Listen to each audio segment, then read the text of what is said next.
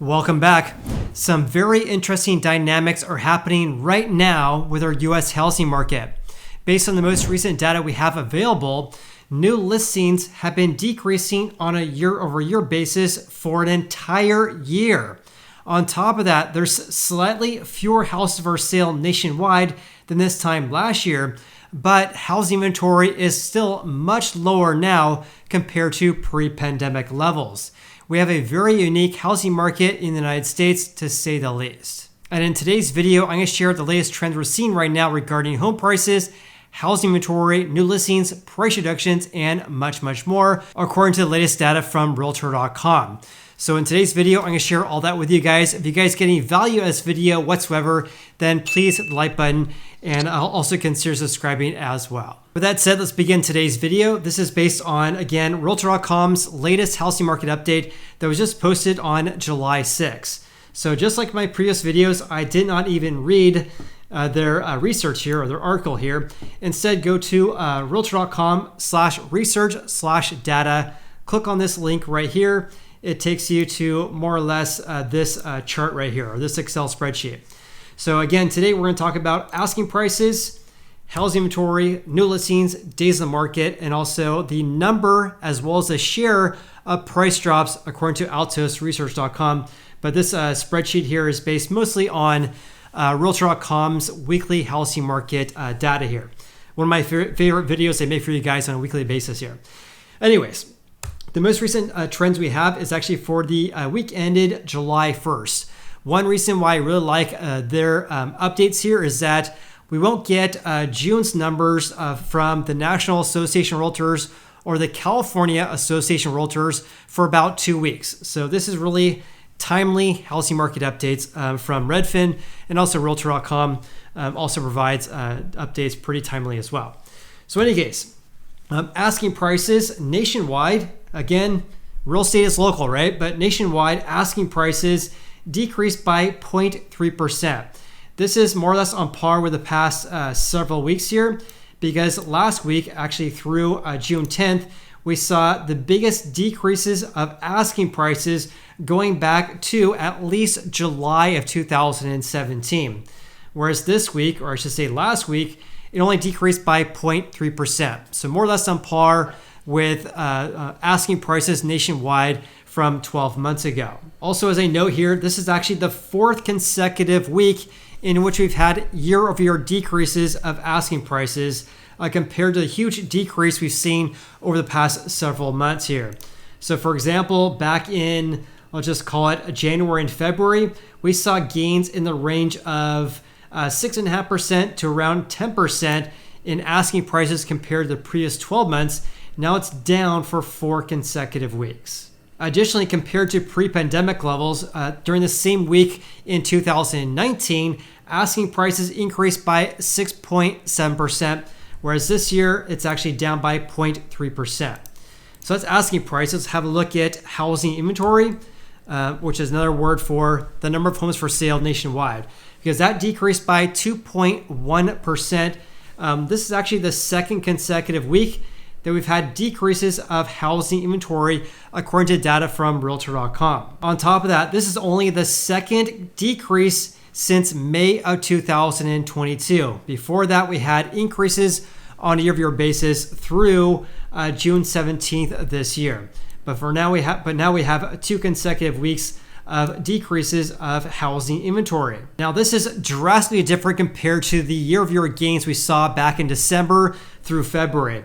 So for example, December through February, which is right here, we saw gains in the range of 50 to around 70%. Now we're actually down by 2.1%. Very big changes regarding asking prices and housing inventory nationwide here. Also, this has been mostly on a downward trend ever since early February this year due to a lack of new supply hitting the market or a lack of new listings. In other words, we're not filling up the bucket of housing supply because we're not seeing enough houses being listed for sale. And on top of that, this is from the fact that inventory was skyrocketing this time last year, whereas this year, inventory is actually down year to date. So we actually have fewer homes for sale right now compared to January 1st this year. Entirely abnormal. I also corroborated this finding regarding inventory down compared to 12 months ago on altosresearch.com's website as well. So 1 year ago, according to them, there's approximately 472,000 homes for sale nationwide. Now there's 465,755. So we're down approximately 1% compared to 1 year ago, compared to the gains we had of 76% that we saw in late February this year compared to late February in 2022.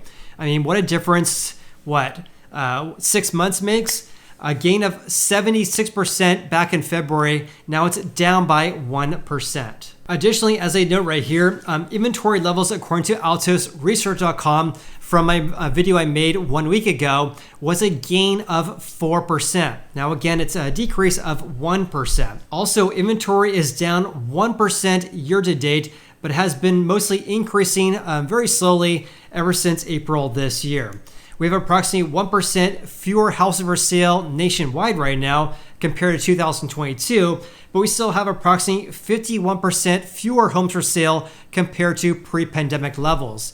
This means we're missing approximately 500,000 homes for sale compared to the same time frame in 2019. So let me share exactly what I mean by this. Right now, 465,000 homes for sale. 1 year ago, 472,000. 2 years ago, there's approximately 373,000 houses for sale. Back in 2020, there was 665,000, but back in July 5th of 2019, pre-pandemic levels, there was just under 950,000 houses for sale. Now there's only 465,000. The main reason why we're seeing a lack of housing supply, especially compared to 2019, is this right here. A very big problem which has been happening for quite some time here. And this is a lack of new supply hitting the market. In other words, a lack of homeowners who are listing their houses for sale. For example, back in July 1st, there was a decrease of new listings down by 21.3%. So new listings, which is a measure of homeowners listing their houses for sale, has been decreasing by double digits for 46 out of the past 49 weeks. Additionally, for 52 consecutive weeks, new listings have been decreasing on a year-over-year basis. This again is one of the main reasons why we're seeing historically low amount of homes for sale, especially compared to 2018 and 2019. So changing gears very slightly here, let's talk about how fast or how slow houses are selling. This is a lagging indicator though, because this is based on closed home sales. So for the week ended July 1st, it took approximately 13 days longer to sell a house compared to the same week of 2022. But it's taking longer to sell compared to 1 year ago for 48 consecutive weeks. Okay, let's discuss the number of price drops compared to 1 year ago, because last week it decreased by 20.8%. This means there's approximately 21% fewer price reductions for houses for sale compared to the same time frame last year. In fact, this has been decreasing for 5 consecutive weeks now. Remember when I started this video by saying how we're seeing some very interesting dynamics occurring in the US housing market? Very big changes regarding inventory levels and also asking prices. But this decrease of 20.8% is night and day difference compared to the start of this year. Look at this. From January 7th this year through the end of March this year, we saw triple-digit increases in the number of price drops. Now it's down by 21%. I have a couple theories regarding why we're seeing fewer price reductions right now. So let me know what you guys think about this. So number one, we're seeing fewer price reductions right now compared to last year due to low inventory levels. This means we're seeing fewer options for home buyers right now, which is leading to bidding wars in some marketplaces, and of course, houses selling for over the asking prices in some areas like the greater Sacramento area, for example. That's number one. Number two, the number of price drops as well as the share of price drops last year this time was skyrocketing, whereas this year it's actually down compared to January 1st of this year. I should say in contrast, the share of price reductions is down year to date so far this year, according to data from altosresearch.com. So that is right here. The share of price drops, according to altosresearch.com, for the week ended June 30th, the most recent data we have from them, is at 32%. Back in mid-November last year, it was at 43%. So one thing I do want to mention, I'll share a chart with you guys here in a little bit here, but the share of price drops at 32% is higher compared to the past several years, but it's on par with levels back in 2019. It also has been pegged around 30 to 32% for most of the year, but has been rising very, very slowly ever since May this year. And by the way, this share of 32% means that approximately 3 of every 10 houses for sale nationwide have reduced their original asking price. That's what the share of price drops means.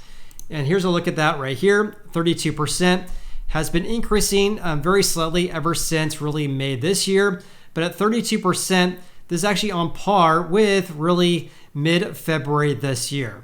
Now, having said that, at 32.2% right now, this is a little bit higher compared to last year at 30.5%, but also much higher compared to 2021 at 20%, and also the 25% we saw back in 2020. But during the same time frame in 2019, the share was 33.5%. And right now, again, it's at 32.25%. So roughly on par with 2019's levels, and also very close to 2018 as well, because at this time last year, or not last year, in 2018, it was also around 32.5%. All right, I know that was a lot to cover in today's video. So here's a summary for you guys, as well as some predictions of what may lie ahead as well. Number one, asking prices nationwide posted nearly the biggest decrease year over year going back to July 2017. The biggest decrease was actually last week, a decrease of 0.9%. This week, a decrease by 0.2%.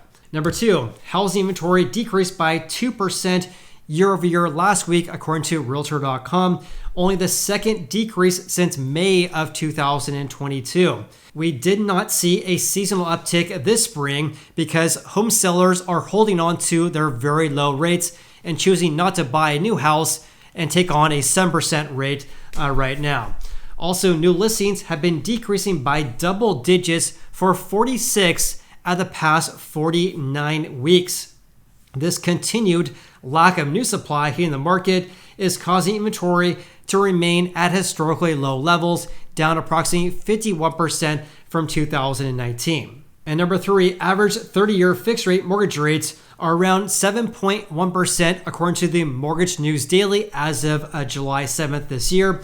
1 year ago, it was at 5.7%. Number four, the number of price drops has fallen from last year for about a month now. The share of price drops is at least a 3-year high during the same time frame, but it's on par with 2019's levels. Number five, houses are taking longer to sell compared to the same week 1 year ago, now for 48 consecutive weeks. So what are some potential huge changes ahead? But of course, a disclaimer, I am not a real estate market fortune teller.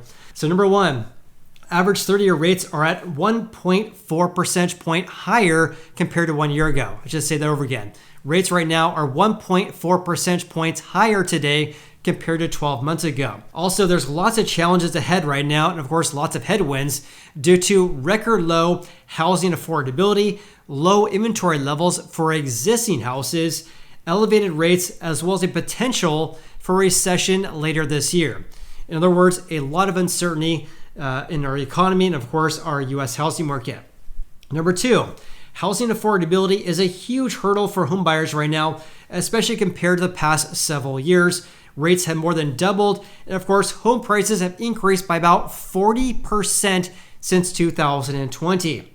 Rates in general have been on a rise since April, and on a national level, home sold prices are up by about 10% year to date based on my own analysis of Redfin's data. In other words, we have rising rates and prices, which of course means that housing affordability is actually getting worse.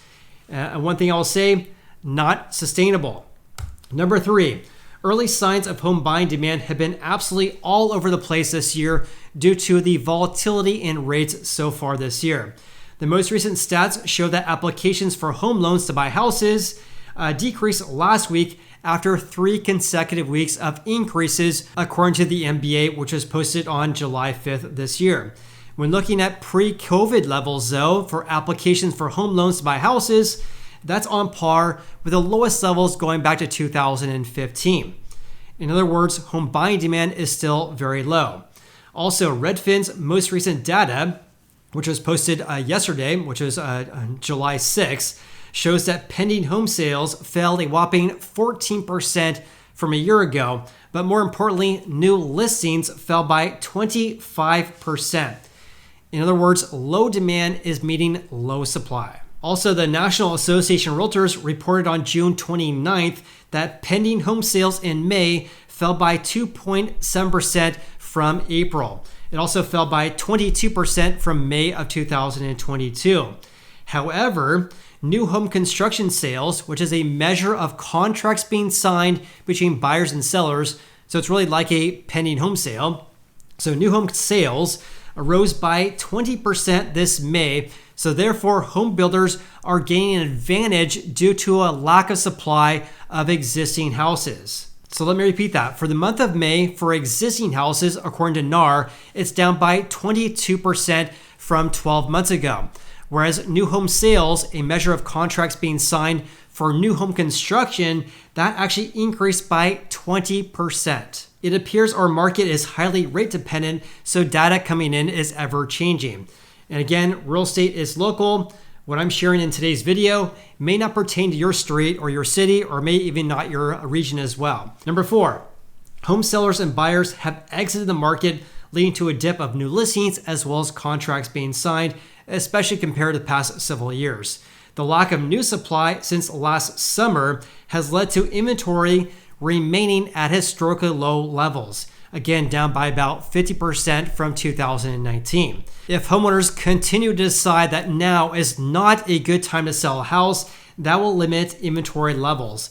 The direction of our U.S. housing market, in my personal opinion, will depend on unemployment rates, mortgage rates, as well as inventory levels in the weeks and months ahead. And number 5, this is a big one. I appreciate you guys for supporting my YouTube channel and of course for watching today's video. Please like and subscribe. Hope you guys have an awesome day and look forward to seeing you on the next video.